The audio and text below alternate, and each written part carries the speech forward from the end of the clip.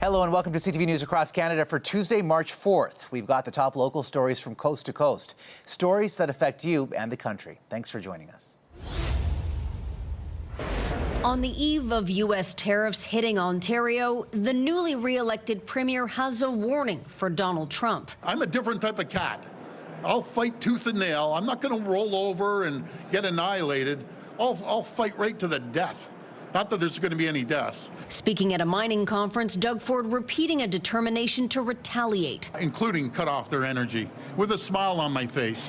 Tariffs would mean the end of American-made booze at the LCBO. It would come off the shelves at the liquor retailer. We purchased over $1 billion of alcohol, 3,600 products, 35 states. It's going to hit them. Bidding on work in Ontario would be closed to American firms. A contract with Trump's right-hand man Elon Musk's company Starlink to provide high-speed internet to Northern Ontario canceled. Not that $100 million makes a difference for them, but it's principle. Ford's encouraging retailers to mark Made in Canada products clearly to make life easier for shoppers, and demanding Ottawa get on board with expediting mining projects. We need to move. This is survival mode. Fresh off his campaign win, Ford insists his early election gamble paid off, even though progressive conservatives finished with fewer seats than last time. He points to another bump in people casting ballots for his party. 239,000 more votes. We have a stronger mandate than we've ever had before. In the effort to open dialogue with the opposition on fighting tariffs, Ford says he's reached out to NDP leader Marit Stiles. He plans to talk to Green leader Mike Schreiner. I haven't heard anything from Bonnie Crombie. She wasn't too kind on election night. A sign the bitterness of the campaign hasn't subsided just yet. Today, the Premier didn't say how quickly he might call MPPs back to Queen's Park to tackle the tariff threat, but election rules say that it can't happen earlier than March 17th. Reporting live from Queen's Park, I'm Siobhan Morris. Nathan and Michelle, back to you. Thank you, Siobhan.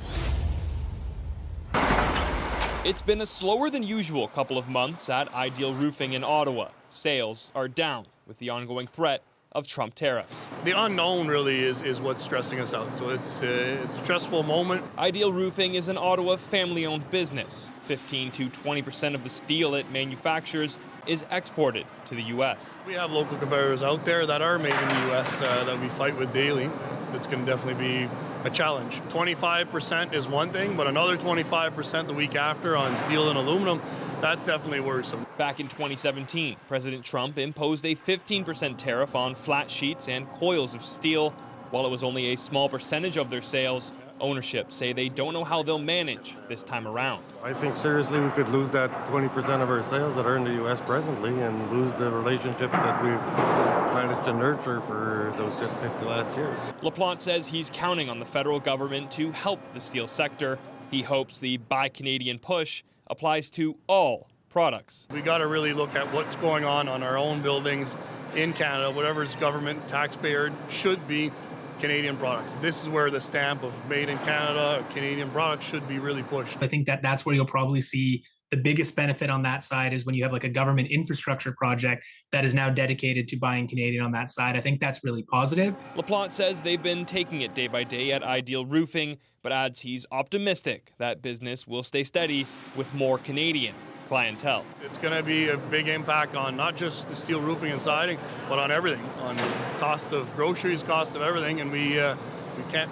Hopefully, we're at the end of this, and we're hopeful that it's going to be a better year.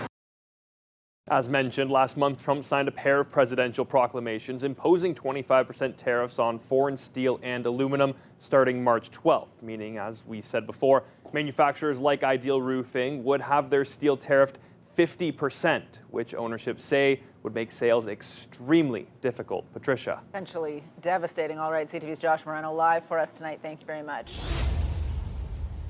This time it seems to be for real. Donald Trump says tariffs Tuesday morning, 25% on everything except oil and gas, which will be hit with a 10% levy. Most of the things that we send to the U.S. will feel that in the form of slightly lower demand for the things that we used to provide to them as consumers there shift into other things. The Calgary Chamber of Commerce says despite Trump's promise of Tuesday tariffs, there's still a lot of uncertainty. Until we know for certain exactly what's going to happen, investment governments are on the sidelines, investors are on the sidelines, and it does affect small businesses. You know, the big companies make the decisions, and then the small companies also are part of that whole ecosystem. In last week's provincial budget, the finance minister laid out 3 scenarios for tariffs. The level coming Tuesday is considered the worst case and is predicted to drive up unemployment. This means that we are expecting the unemployment rate to remain high this year. In fact, it is forecast to average above 7% on an annual basis over the next 2 years. According to the finance minister, agriculture will be one of the hardest hit industries. The Canadian Cattle Association calls Monday's announcement bad news, saying it's still unclear what Trump's latest missive means. You know, our 2 industries are so integrated between Canada and the U.S. that it is going to have immediate impacts. And, you know, the question is, you know, what sort of response will the government of Canada provide to help manage? No matter how tariffs unfold, it's thrown a monkey wrench of uncertainty into the companies managing Canada's supply chain. How's that implementation going to look, just from a practical point of view, of the collection of duties and getting the submission of the right duty amounts? How are the systems behind the scenes going to be ready for all of that to happen? Kevin joins us now with more on this. So, Kevin, Alberta's largest export is being hit at a lower rate. How is that going to play out in our province? Tara, oil and gas isn't just Alberta's biggest export, but by volume and by dollars, it's Canada's largest export. And of all the tariff products, it is likely to be affected the least, and not just because it's at a lower level, but because the low Canadian dollar helps offset those tariffs. And, well, frankly, Alberta's oil is in demand, and the offset provided by the lower Canadian dollar will make our oil still seem attractive to buyers south of the border. So in that respect, Alberta is likely to fare better than most provinces in Canada through these tariffs. Tara? Okay, Kevin Green reporting. Kevin, thank you. We behave. Food prices could be the first to go up as a result of Trump's tariffs and Canada's retaliation, says economics professor Moshe Lander. Fruits and vegetables, for example, at the grocery store are highly reliant on U.S. suppliers, and they're perishable. So next week, next month, we could very easily see those prices pass along. And it's not just grocery costs that could climb, says the Institut du Québec's executive director, Emna Braham. Let's think mainly about home appliances. We look at furniture, clothes. Her research organization says those are the U.S. imports targeted by the first phase of Ottawa's strategy to hit back. The good news, Braham adds, is that important industrial imports like mineral oils and car parts have been spared by Canada's response, at least until the second phase. Québécois businesses won't have to face higher input prices, won't have to reduce margin or pass the bill to final consumer in this first wave. But one industry bracing for immediate impact is lumber. Trump's tariffs set to start Tuesday will add to pre-existing duties already straining the sector, says Jean-François Samray, the CEO of the Quebec Forestry Industry Council. The entire supply chain is really optimized. So it is a closed link, and by putting some pressure, there's a risk. Plus, the U.S. president ordered an investigation into wood imports this weekend that could lead to even higher levies. Samray says U.S. families will face soaring construction costs, with Quebec Wood helping build homes across the country. It's definitely going to increase the price. It's going to fuel the inflation, and it's going to decrease the capacity of purchasing for the American families. He adds that looking forward, Quebec companies can create opportunities to source even more wood from local suppliers. Maria Saru, CTV News. With U.S. President Donald Trump's plans to enforce tariffs on aluminum products coming from the United States, Saskatchewan breweries are taking a second look at where they get their supplies from. Ultimately, breweries are dependent on products that do come out of the U.S. Local breweries like Rebellion are starting to plan ahead after Trump announced a 25% import tax will be imposed on steel and aluminum.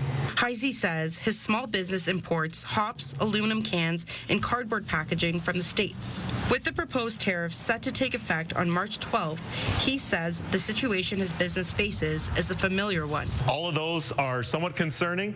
There was aluminum tariffs and counter tariffs probably about 5 or 6 years ago. That created a lot of chaos just in the pricing of cans and the availability of cans. We ultimately had to start sourcing some out of Mexico as well as out of Asia. However, one brewery in Regina says the proposed tariffs will not impact his small business as the shop does not rely on aluminum cans. We're a brew pub, not a microbrewery, so the beer that we package, we do it the same way we did 34 years ago, just in these big 650 milliliter glass bottles. I mean, there's the bottle cap, but I don't think the tariff is going to impact us too much. Adding that even though his business is not affected, the tax imports will have an impact. These proposed tariffs are not going to be good for the entire industry. It's going to affect brewing all across the nation. Restaurants are going to feel it. Although Trump's order to tariff most Canadian products will start on March 4th, businesses in the steel and aluminum market still have another week to plan, as those aren't set to come into effect until March 12th. Sierra D'Souza Butts, CTV News, Regina. It was here on Haven Drive in Bridgewater where the town's police force responded to a 911 call shortly before noontime on Sunday. First responders found a woman who had died and a man with injuries. Police say she was assaulted with a weapon, but didn't elaborate on the cause of death. Charges have been laid on Andrew Tanner, an 85-year-old Bridgewater resident, for the first-degree murder of his wife. And that's Patricia Annette Tanner, also an 83-year-old female from Bridgewater. The man appeared in court virtually from hospital where he's being treated for injuries and kept for observation. From our officers, some of them were definitely self-inflicted. Bridgewater police say intimate partner violence is an issue in this community just like many others. But the news rattled people living in this mini home park, perhaps none more so than Beatrice Zink, who was with the couple the night before. Everything seemed fine when her and I, we talked, and he was doing puzzles from the crossword from the paper. And when I left, he said he was in the den, and he said, remember, if you need any help for anything, just call me, and I'll be right there to help you. And that's the way we left it. She says Patricia Tanner was always bringing her food, and she's unable to make sense of what happened. I started to cry. I hugged the lady that came and told me, because she knew the family really well, and I just couldn't believe that something like that would happen to people that I really loved. Tanner's death, the 7th in our province since October, where police have alleged that intimate partner violence was a contributing factor. It's heartbreaking because we can just look at the trend line of where this is going, and it should be concerning every Nova Scotian, every Canadian. Andrew Tanner is due back in court April 2nd, and the investigations by the police and medical examiner's office are continuing. Callum Smith, CTV News, Bridgewater, Nova Scotia. For more than a decade, 4 bronze officers have stood watch at this memorial park in Mayerthorpe. Visitors read plaques and reflect as a crowd gathers to mark 20 years since their sacrifice. We remember Constable Peter Sheeman, Constable Brock Myrrell, Constable Anthony Gordon, and Constable Leonid Johnson. Though 2 decades have passed, the pain of their loss remains, and the weight of their sacrifice is still felt by us all. End of watch, March 3rd, 2005. That day, the 4 Mounties were shot and killed on a rural property just outside of town. James Roscoe emerged from a Quonset barn and opened fire with a semi-automatic rifle. He then killed himself. Roscoe was known to police in the area, dating back to the 1980s when Kim Allen McKee worked at the Mayerthorpe detachment. I had dealt with him before. That could have been me at that time. Like, he was causing problems all the time with that during the time I was here. 20 years later, and the Quonset is still standing. We're told the land is being farmed again. Just 15 minutes north of Mayerthorpe, there are no markers or memorials indicating the tragedy that happened here. Time moves inexorably on. There's nothing you can do to stop it. But yeah, this is one of those days that lives in infamy for Alberta, for Mayor Thorpe, and for the country, for that matter. Brings to mind, too, the service and sacrifice that all police officers offer every day. Certainly not to this extent, and God willing, not ever to this extent. Some family members of the fallen officers were present. The Myralls couldn't make it, but Brock's father, Keith, wrote a song about the tragedy, played to end the ceremony. Tony, Peter, Leo, and Brock, young and strong and sure. Mounties all answered the call. They couldn't have given more. Jeremy Thompson, CTV News, Mayor Thorpe. As most of us slept, a tremor rumbled through southwest BC. It was barely visible on camera, but for some, it woke me up out of a pretty, dead sleep. At 5 a.m., Vancouver high-rise dwellers felt it most while on the island. I was thinking, should I go for my doorway? The 4.1 quake was unmistakable. It's really unsettling, considering we're expecting the big one. Experts and officials are reassuring the public. 4.1 is something that we may fail at, but it's not a very significant earthquake. There was no risk of tsunami, no reports of damage. But this is the third earthquake we felt on the south coast in 2 weeks, raising questions around when we should start thinking about damage. Earthquake from 5 and above would probably start seeing a bit of a damage. 6 onwards, I would see that really structure was seeing some damage. That's why the earthquake early warning system doesn't actually give any warning for earthquakes less than a 5. There are constantly earthquakes in our region, and this one is considered shallow in the Earth's crust, like the one that rattled the Sunshine Coast. 16 or 17 kilometers depth. That means it's in what we call the North American plate. So it's the plate that's above the subduction zone, and it's the subduction zone that is locked, that is kind of building up these stresses. And so the focus once again is knowing what to do. Drop, cover, and hold on. When the shaking starts, whether it's the big one or one that's big enough to cause damage. Fires ignite across the region as gas lines rupture. Various levels of government continue their efforts to get citizens to make personal preparations with messaging and drills. A variety of essential items. And this company is already promoting survival kits to Vancouver Facebook users. I'm feeling less prepared than I felt a few weeks ago. Building code is very robust, so anything that's built in the last 20, 30 years is going to be great. It's the older building stock that we worry about.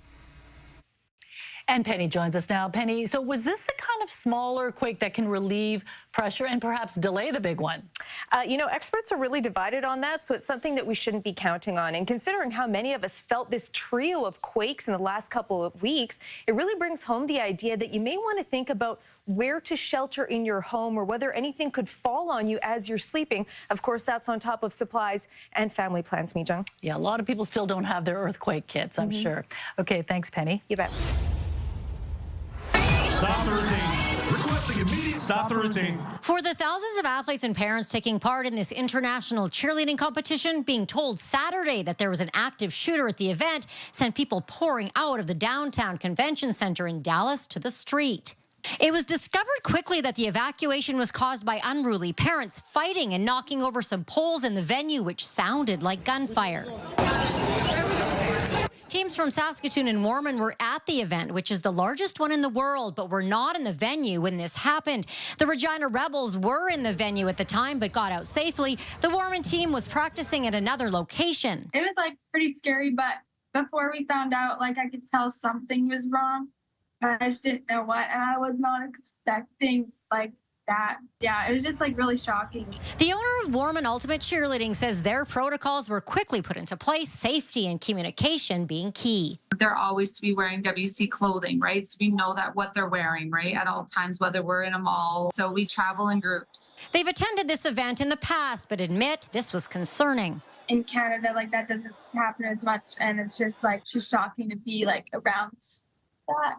The team voted to not take part on Sunday. It's definitely disappointing we couldn't go for our second run, but I was happy that we could do our first run. And I was glad that all of the athletes got their own opinion. Warman is preparing for its own competition this weekend and doesn't anticipate making any changes as a result. Saskatchewan Cheer Association making sure that they have that reminders of parents of the parent code code of conduct and, you know, the athlete's code of conduct. Perspective is key, according to this athlete. I have to remember that, like, they're kids and they're just trying to do what they love and have fun doing it. Carla Shinkruk, CTV News, Saskatoon. Nixon Alfred's convenience store on the corner of Sargent and Spence used to be a 7-Eleven. Just like his big-name competitor, he gets stolen from daily. My shop being average of $50, I'm losing money, but still. A day? A day. According to the city's police board chair, each 7-Eleven location in Winnipeg loses 10 times that. It's averaging about $500 a day in theft. Chambers says he learned this at a meeting with 7-Eleven representatives Friday. One thing that wasn't discussed was the closure of more stores. In August, 2 city councillors confirmed the convenience giant was considering closing 10 Winnipeg locations.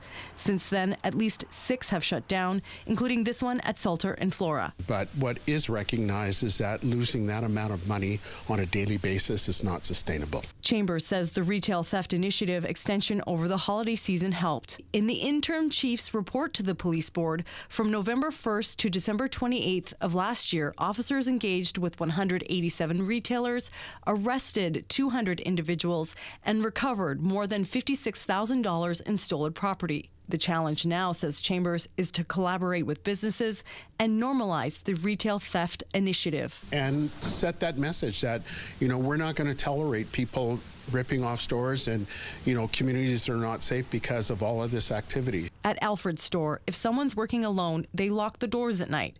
But his main strategy to curb theft is showing compassion for the people living in the community by getting to know them and helping out when he can. You know that they break the door, they, you know, more than $100 the value of they damage it sometimes. That's why I don't mind at the time the $1 is really help. Now, Alfred says because the wholesale price of goods is up, his profits are down. He says he can't afford to upgrade his security system without a government grant. So what's happening now, Michelle, with the Retail Theft Initiative? So in November, the province made it permanent by providing funding for 12 new police officers. Now, the interim police chief's report says those officers will be added in the coming months to the Foot Patrol unit. All right, thanks for this, Michelle. Members of CUPE 1656 are on strike. The union represents 240 people working in various roles. Everyone from clean drinking water to public housing, landfill, roads, airport maintenance and emergency services, our trades workers. The list goes on and on. The outdoor workers now picketing in front of the Region of Waterloo International Airport, delaying vehicles as they drive in.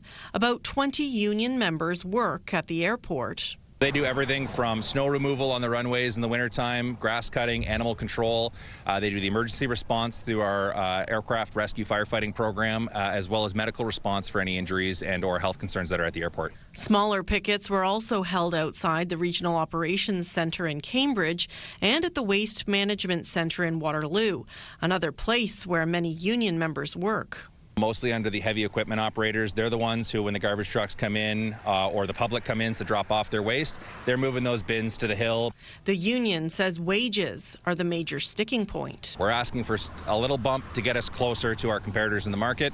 They're also accusing the region of bargaining in bad faith. The employer at one point offered us a deal that we thought, you know, this might be great for our membership. Before we had a chance to bring it back, less than 8 hours later, they sent us an email, not even a phone call, to say, you know what, that offer's off the table. They came back with less than half of that offer. The Region of Waterloo has declined to comment on the allegation or speak with CTV about the strike. In a release, the region says they want to reach an agreement that is competitive for CUPE Local 1656 staff and affordable for residents. Both sides say they are ready and willing to head back to the negotiating table, but at this time, no further dates have been set. In the meantime, curbside collection of garbage continues as it is contracted out, but the Region of Waterloo Waste Management Centres in Waterloo and Cambridge are closed to residential and commercial customers. A big hassle, yeah. Dave Barker is working on a bathroom renovation at a home in Wellesley. I'm not a fan of leaving garbage at someone's house. If I would have known, I would have got a bin on site, which is more expensive. Now we'll have to run to Stratford. The region says it is trying to minimize disruption to residents, and all mandated and regulated services continue during the strike. The region says road maintenance and water services are operating as usual. And while they're suggesting that travelers give themselves an extra hour when headed to the airport, operations there continue with trained staff. And the region says no flight delays are expected.